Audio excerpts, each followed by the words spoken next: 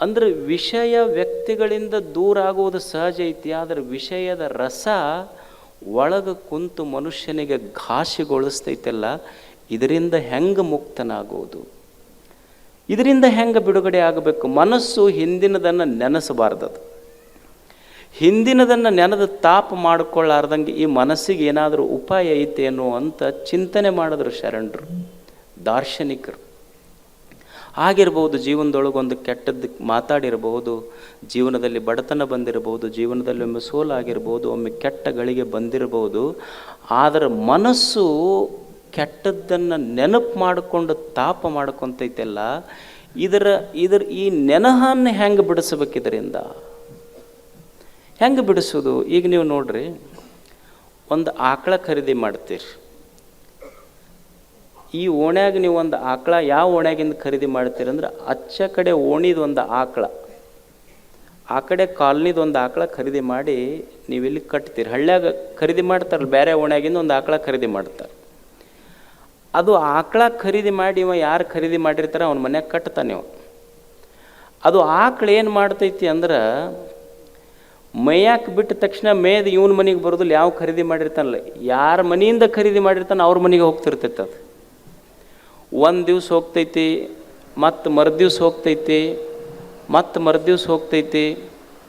ಹಂಗೆ ಆಮೇಲೆ ವಾರಕ್ಕೊಮ್ಮೆ ಹೋಗಕ್ಕೆ ಶುರು ಮಾಡ್ತೈತಿ, 15 ದಿವ್ಸಕ್ಕೊಮ್ಮೆ ಹೋಗ್ತೈತಿ. ಬಿಡೋದಿಲ್ಲದು ಆಕಳು ಹೋಗೋದು. ಮತ್ತು ಇವ ಅವ್ರ ಮನೆಗೆ ಹೋಗಿ ಹೊಡ್ಕೊಂಡು ಬರ್ತಿರ್ತಾನೆ. ಆದ್ರೆ ಆಕಳ ಆ ಹಳೆ ಮನೆ ನೆನಪು ಮಾತ್ರ ಬಿಡ್ತಿರೋದಿಲ್ಲ, ಆ ಮನೆಗೆ ಹೋಗ್ತಿರ್ತೈತೆ ಅದು. ಆದ್ರೆ ಒಂದು ದಿವಸದಿಂದ ಅದು ಹೋಗೋದಿಲ್ಲ. ಎಂದು ಹೋಗೋದಿಲ್ಲ ಅಂದ್ರೆ, ಯಾವಾಗ ಈ ಆಕಳ ಒಂದು ಕರುವಿಗೆ ಈ ಕೊಟ್ಟಿಗೆಯೊಳಗೆ ಜನ್ಮ ಹಾಕ್ತೈತೆಲ್ಲ, ಅವತ್ತಿನಿಂದ ಆ ಮನೆಗೆ ಹೋಗೋದಿಲ್ಲ ಅದು. ಹಂಗೆ ಯಾವಾಗ ಮನುಷ್ಯನ ಮನಸ್ಸು ತನ್ನ ಅಂತರಂಗದೊಳಗೆ ಜ್ಞಾನ ಕರುವಿಗೆ ಜನ್ಮ ಕೊಡ್ತೈತೆಲ್ಲ, ಆವಾಗ ಹಿಂದಿನ ವಿಷಯಗಳನ್ನು ಮರಿಲಿಕ್ಕೆ ಶುರು ಮಾಡ್ತೈತೆ. ಪರಂ ದೃಷ್ಟ್ವಾ ನಿವರ್ತತೆ. ಶ್ರೇಷ್ಠವಾದಂಥ ಜ್ಞಾನ ಯಾವಾಗ ಅದಕ್ಕೆ ಎದ್ಯಾಗ ಬಂತು, ಯಾವಾಗ ಅದರ ಜನ್ಮ ತಾಳಿತು, ಅಳುವು ದುಃಖ ಅಳುವುದರಿಂದ ಹೋಗೋದಿಲ್ಲ, ಅರಿವಿನಿಂದ ಹೋಗ್ತೈತಿ ಅನ್ನುವ ಸತ್ಯ ಅದಕ್ಕೆ ಗೊತ್ತಾಗಬೇಕಷ್ಟೆ. ಪರಂ ದೃಷ್ಟ್ವಾ ನಿವರ್ತತೆ. ಯಾವಾಗ ದುಃಖ ಹೋಗ್ತೈತಿ ಅಂದರೆ, ಒಂದಿಷ್ಟು ಒಳ್ಳೆಯದನ್ನು ಈ ಮನಸ್ಸಿಗೆ ಕೊಡಬೇಕಾಗ್ತದೆ.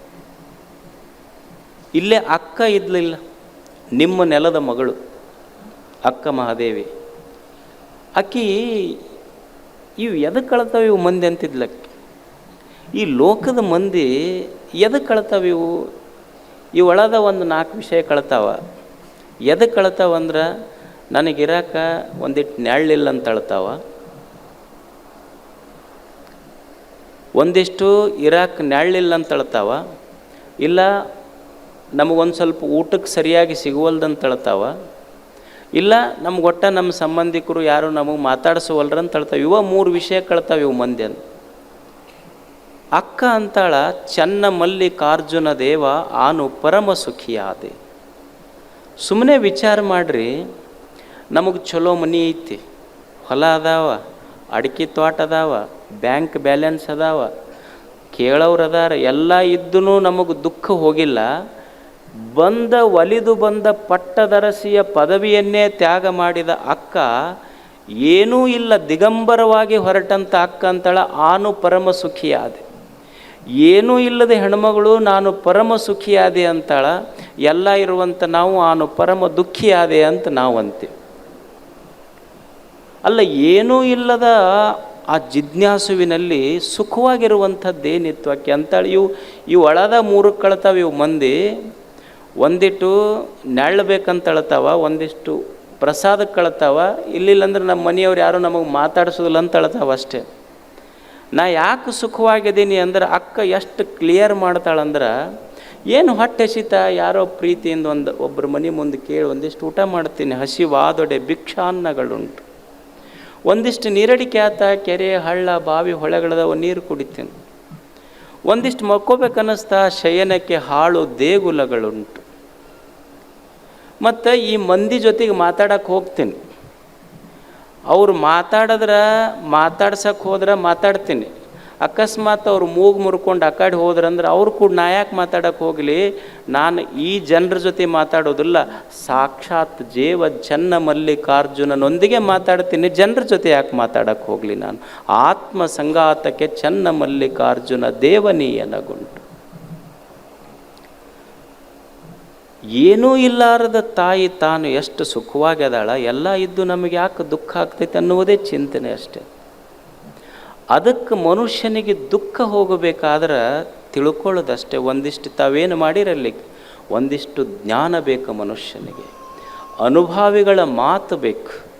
ಜ್ಞಾನದ ಮಾತುಗಳಿಂದ ಈ ಮನಸ್ಸು ಏನಾಗ್ತದೆ, ತಿಳಿ ತಿಳಿ ತಿಳಿ ತಿಳಿ ಆಗಲಿಕ್ಕೆ ಶುರು ಮಾಡುತ್ತದೆ.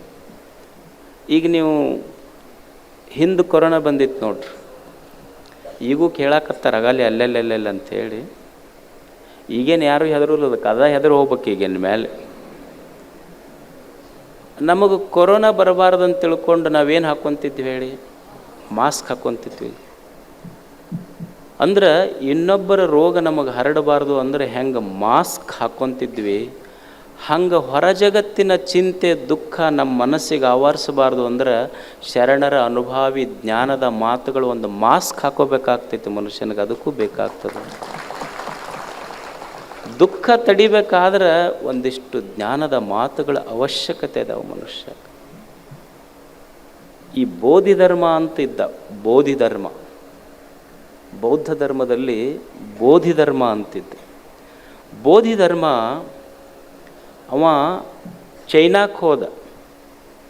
ಈಗ ಹೆಂಗೆ ವಸ್ತುಗಳನ್ನು ಎಕ್ಸ್ಪೋರ್ಟ್ ಮಾಡ್ತಾರಲ್ಲ, ಅವಾಗ ಸನ್ಯಾಸಿಗಳನ್ನು ಎಕ್ಸ್ಪೋರ್ಟ್ ಮಾಡ್ತಿದ್ರು. ಬೌದ್ಧ ಧರ್ಮವನ್ನು ಪ್ರಚಾರ ಮಾಡಲಿಕ್ಕೆ ಬೋಧಿ ಧರ್ಮ ಚೈನಾಕ್ಕೆ ಹೋದ. ಅಲ್ಲಿ ಸನ್ಯಾಸಿಗಳೆಲ್ಲ ಅವ್ರು ನೋಡಿದ್ನೆಲ್ಲ ಭಾಳ ವೀಕ್ ಇದ್ರು, ಅವರು ಅಶಕ್ತರಿದ್ದರು.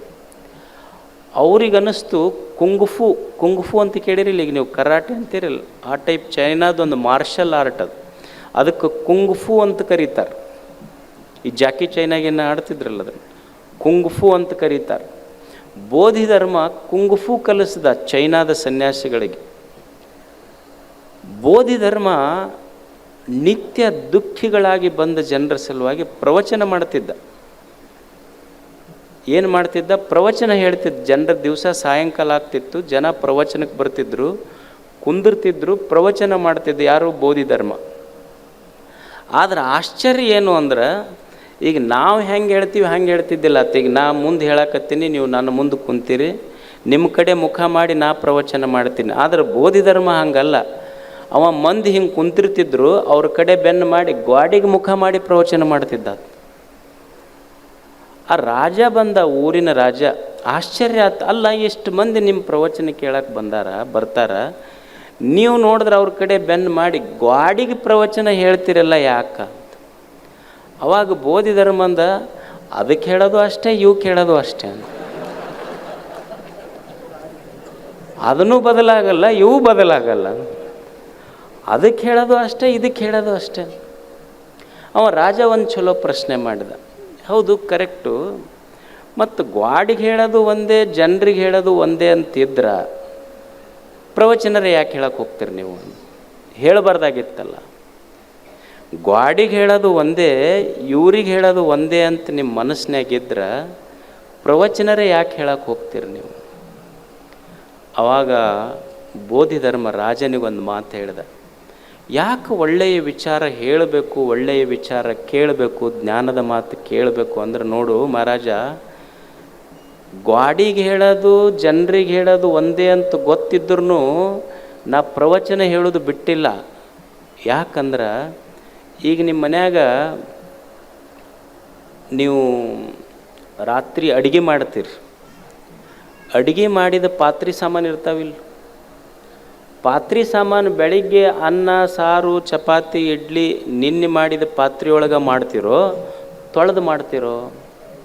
ತೊಳೆದು ಮಾಡ್ತೀವಿಲ್ಲ. ಅದಕ್ಕೆ ಅವ ಬೋಧಿ ಧರ್ಮ ಹೇಳ್ತಾನೆ, ಹೆಂಗೆ ನಿನ್ನ ಮನೆಯೊಳಗಿನ ಪಾತ್ರೆ ದಿವಸ ತೊಳೆದು ನೀನು ಅಡುಗೆ ಮಾಡ್ತೀಯಲ್ಲ, ಮುಸುರಿ ಹತ್ತಿದ ಪಾತ್ರೆ ತೊಳೆದು ಅಡುಗೆ ಮಾಡ್ತೀಯಲ್ಲ, ಹಂಗೆ ಮನಸ್ಸು ಅನ್ನೋದು ಪ್ರತಿನಿತ್ಯ ನೂರಾರು ಕೆಟ್ಟ ವಿಷಯಗಳ ಮುಸುರಿ ಪಾತ್ರೆ ಆಗಿರ್ತೈತಿ. ಬೆಳಿಗ್ಗೆದ್ದು ಹೊರಗೆ ನಿನ್ನ ಮನೆ ಪಾತ್ರೆ ತೊಳೆದನ ನೀವು ಊಟ ಮಾಡಬೇಕು. ಹಂಗೆ ಮನಸ್ಸಿನ ಪಾತ್ರೆ ತೊಳ್ಕೊಂತ ಒಳ್ಳೆಯ ವಿಚಾರಗಳನ್ನು ಒಳಗೆ ತಗೋಬೇಕು. ಅದಕ್ಕೆ ನನ್ನ ಸಲುವಾಗಿ ನಾನು ಮಾಡೋದು ಇದನ್ನು, ಬೇರೆಯವರ ಸಲುವಾಗಿ ಅಲ್ಲ, ನನ್ನ ಸಲುವಾಗಿ ಒಳ್ಳೆಯ ವಿಚಾರಗಳನ್ನು ಕೇಳೋದು ಮನುಷ್ಯ. ಜ್ಞಾನದ ಮಾತು, ಅನುಭಾವಿಗಳ ಮಾತು ಅಷ್ಟು ಮುಖ್ಯ ಮನುಷ್ಯನಿಗೆ. ಚಲೋ ಮಾತು ಕೇಳ್ತಿರ್ಬೇಕು, ಜ್ಞಾನದ ಮಾತು ಕೇಳ್ತಿರ್ಬೇಕು ಮನುಷ್ಯ. ಈಗ ನೀವು ಮನೆ ಕಟ್ತೀರಿ, ಯಾಕೆ ಒಳ್ಳೆಯ ಮಾತು ಕೇಳಬೇಕ್ರಿ, ಯಾಕೆ ಅನುಭಾವಿಗಳ ಮಾತು ಕೇಳಬೇಕು, ಯಾಕೆ ಜ್ಞಾನದ ಮಾತು ಕೇಳಬೇಕು ಅಂದ್ರೆ, ಈಗ ನೀವು ಮನೆ ಕಟ್ತೀರಿ, ಮನೆ ಕಟ್ಟಿ RCC ಹಾಕ್ತೀರಿ. RCC ಹಾಕಕ್ಕೆ ACC ಸಿಮೆಂಟ್ ತಂದಿರಿ, JSW ಕಬ್ಬಣ ತಂದಿರಿ. ಅದನ್ನು ಸ್ಟ್ರಕ್ಚರಲ್ ಆರ್ಕಿಟೆಕ್ಟ್ ಇಂಜಿನಿಯರ್ನೆಲ್ಲ ಬಳಸಿರಿ. ಆದರೆ RCC ಹಾಕಿದ ಮೇಲೆ ಅದು ಕ್ರ್ಯಾಕ್ ಬರಬಾರ್ದು ಅಂದ್ರೆ ಅದಕ್ಕೆ ಕ್ಯೂರಿಂಗ್ ಮಾಡ್ಬೇಕು ನೀವು, ಹೌದಲ್ಲ? ಅಕಸ್ಮಾತ್ RCC ಕ್ಯೂರಿಂಗ್ ಇರದೇ ಇದ್ರೆ ಕ್ರ್ಯಾಕ್ ಬರ್ತೈತೆ. ಅದು ಹೆಂಗೆ ಮನೆಗೆ ಹಾಕಿದ RCC ಕ್ಯೂರಿಂಗ್ ಇರಲಿಲ್ಲ ಅಂದ್ರೆ ಕ್ರ್ಯಾಕ್ ಬರ್ತೈತಿ, ಹಂಗೆ ಇದು ಸಂಸಾರ ಅನ್ನುವಂಥದ್ದೊಂದು RCC ಇದಕ್ಕೆ ಶರಣರ ಮಾತಿನ ಕ್ಯೂರಿಂಗ್ ಇರದೇ ಇದ್ರೆ ಇದು ಸಹಿತ ಕ್ರ್ಯಾಕ್ ಬರೋಕ್ಕೆ ಶುರು ಮಾಡ್ತೈತಿ. ಇದಕ್ಕೂ ಕ್ಯೂರಿಂಗ್ ಮಾಡ್ಕೊಂತಿರ್ಬೇಕು ಅಷ್ಟ ದಿವಸ. ಎಷ್ಟು ಕ್ಯೂರಿಂಗ್ ಮಾಡ್ತೀವಿ ಅಷ್ಟು ಗಟ್ಟಿ ಹಾಕೋಂತ ಹೋಗಿರ್ತೈತಿ. ಅದಕ್ಕೆ ಜ್ಞಾನದ ಮಾತುಗಳನ್ನು ಸದಾ ಸದಾ ಸದಾ ಯಾರ ಹೇಳಿ ಮೆಲುಕು ಹಾಕ್ತಿರ್ಬೇಕಾಗ್ತೈತಿ ಮನುಷ್ಯನಿಗೆ ಚಿಂತೆ, ದುಃಖ, ನೋವು, ನಿರಾಶೆಗಳಿಂದ ದೂರ ಆಗಬೇಕಾದ್ರೆ ಜ್ಞಾನದ ಮಾತು ಕೇಳ್ತಿರ್ಬೇಕು. ಜ್ಞಾನ ಏನು ಮಾಡ್ತೈತಿ ಅಂದ್ರೆ ಮನುಷ್ಯನಿಗೆ ತಿಳಿಸಿಕೊಡ್ತೈತಿ. ಏನು ತಿಳಿಸಿಕೊಡ್ತೈತಿ ಅಂದ್ರೆ ಹೆಂಗೈತಿ ಹಂಗೆ ತಿಳ್ಕೊಬೇಕಂತ ಹೇಳ್ತೈತಿ ಅಷ್ಟ. ಜ್ಞಾನ ಅಂದ್ರೆ ಮತ್ತೇನಲ್ಲ, ಇರುವುದನ್ನು ಇದ್ದಂತೆ ತಿಳ್ಕೊಳ್ಳೋದ ಜ್ಞಾನ. ಇರುವುದು ಒಂದು, ನೀ ತಿಳ್ಕೊಳ್ಳೋದೊಂದು ಆತು ಅಂದ್ರೆ ಅದೇ ಅಜ್ಞಾನ ಅಷ್ಟೆ. ಇರುವುದನ್ನು ಇರುವಂತೆ ತಿಳ್ಕೊಳ್ಳೋದು ಜ್ಞಾನ.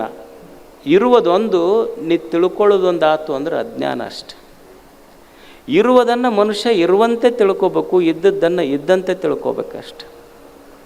ಅದಕ್ಕೆ ಜ್ಞಾನ ಅಂತ ಕರೀತಾರೆ.